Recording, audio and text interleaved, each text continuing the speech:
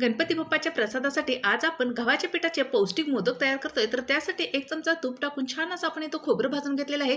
त्याच कढईमध्ये आपण इथं रवा भाजून घेतलेला आहे। त्याच कढईमध्ये आता आपण इथं 1 चमचा तूप टाकून त्यामध्ये 2 वाट्या एवढं गव्हाचं पीठ टाकून घेतलेलं आहे आणि इथं 15 मिनिटांपर्यंत हे जे गव्हाचं पीठ आहे ते भाजून घ्यायचं आहे। इथं गव्हाचं पीठ छान भाजल्यानंतर आवडीनुसार ड्रायफ्रुट्स टाकून आपण इथे हे गव्हाचं पीठ आहे ते छान भाजून घेतलेलं आहे। यानंतर आपण याच कढईमध्ये 1 वाटी एवढा गूळ घेतलेला आहे। 2 चमचे एवढं पाणी टाकून इथं गुळाचा पाक तयार करून घेणार आहोत। 2 मिनिटांमध्ये पाक तयार झालेला आहे। यामध्ये पाक थोडासा थंड झाल्यानंतर टाकून घेतलेलं आहे भाजून घेतलेलं गव्हाचं पीठ, खोबरं आणि रवा टाकून आपल्याला हे मिश्रण आहे ते छान असं कढईमध्ये मिक्स करून घ्यायचं आहे। इथे गॅसची फ्लेम आहे ती बंद ठेवलेली आहे। गॅसची फ्लेम बंद ठेवल्यानंतर इथे 2 मिनिटांपर्यंत मी हे पीठ आहे ते मिक्स करून घेतलेलं आहे।